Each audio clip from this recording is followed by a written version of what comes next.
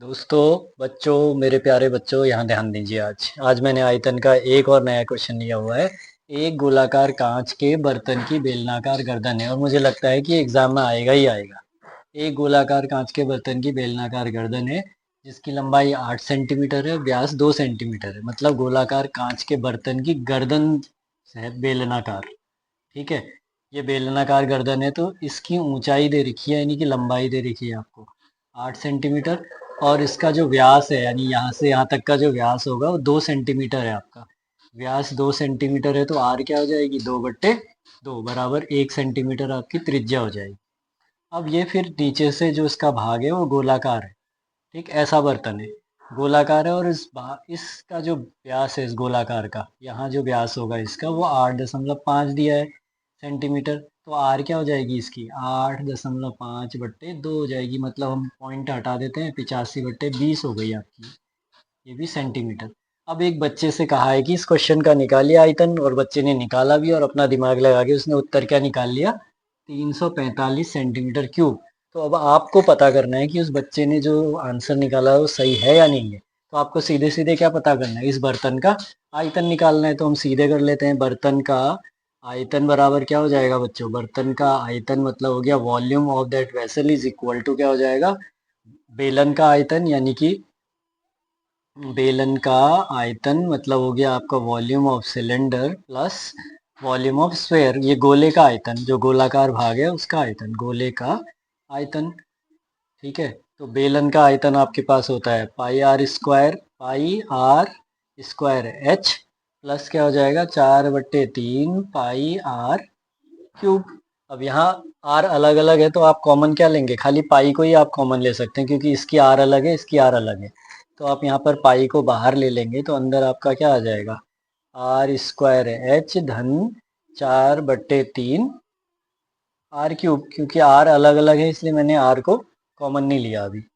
तो पाई का मान आप रखो, कह रहा है 3.14। ठीक, वहाँ लिखा है 3.14 रखना है। r², अब पहले बेलन के लिए आर देखेंगे हम। यहाँ 2 व्यास दिया था, तो हमने इसकी त्रिज्या 1 निकाल ली। तो 1 का वर्ग गुणा एच, आपका एच देखिए बेलन का कितना एच है, वहाँ एच 8 दिया है, तो धन 4/3। और इधर कितना दिया है आपको? जो त्रिज्या दी है वो 85/20 हमने कर ली थी। 85/20, और यहाँ भी 85/20, यहाँ भी 85/20। तो इसको हम कट करके छोटा बना सकते हैं। कैसे काटेंगे? 5 चक्को 20 कर दिया हमने यहाँ पर, और यह 17 बार चला जाएगा। 5 चक्को 20 क्या, यहाँ 17 बार चला गया। 5 चक्को 20 क्या, यहाँ 17 बार चला गया। अब हमने 1 का वर्ग 1 ही रहता है, गुणा 8 किया तो यहाँ 8 ही आएगा। तो 3.14 गुणा क्या कर देंगे हम? यहाँ पर ही रहेगा 8 धन, ये सब आ जाएगा हमारा। 3 से कुछ कटने वाला नहीं, कटने वाला। 1 4 से ये 4 कट जाएगा। तो अब आपके पास 17 का क्यूब हो गया, और 4 चक्को 16 48 हो गया नीचे। यानी 17 का क्यूब आपको निकाल देना है। कितना होता है? 17 का क्यूब आपका हो गया 289 गुणा 17। कितना होता है? 17 नंबर कितना होगा? 153 होता है। 3 बचा 15, 17 अट्ठे 136, 10 46 5 51, 151, 15 17 दूनी 34, और 15 कितना हो? 34 10 44 5 49, 4913, 4913 बट्टे कितना आ गया? 4 चौको 16 3 48। अब आपको क्या कर देना है? 48 से इसको भाग दे देना है। किसको? 4913 को। 4913 को आप अगर 48 से भाग देंगे, तो आपका कितना आंसर आएगा? 48 एकम 48 हो गया, बचा 1 19, भाग नहीं जाता तो यहाँ 0 लगा है, 193। 48 से अब करीब करीब 4 बार आपका जाएगा। 48, 48 दूनी 96, और ऐसे करके 96 दूनी कितना होता है?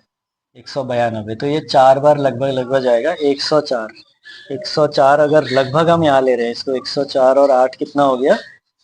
104, 112 हो गया। मतलब मैंने लगभग में लिया है इसको, थोड़ा बहुत अंतर आ सकता है। अब हम इसको गुणा कर रहे हैं, तो हमारे पास उत्तर आ रहा है 346 कुछ आगे को आएगा। ठीक है, इतना सेंटीमीटर क्यूब आ जाएगा। तो आंसर जो बच्चे ने निकाला था वो कितना निकाला था? 345। हमारा आंसर 346 के करीब आ रहा है।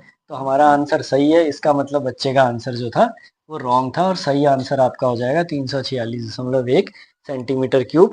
कैलकुलेशन में थोड़ा बहुत क्या अंतर आ सकता है, अगर आप एग्जैक्ट इसको भाग नहीं देंगे तो अंतर आ सके, आंसर में आपको फुल मार्क्स ही मिलेंगे यहाँ पर। और बाकी कैलकुलेशन आप कर सकते हैं, 1 पॉइंट दशमलव के 2 पॉइंट तक निकाल सकते हैं। तो ये चीज़ आपकी क्लियर हो गई अभी।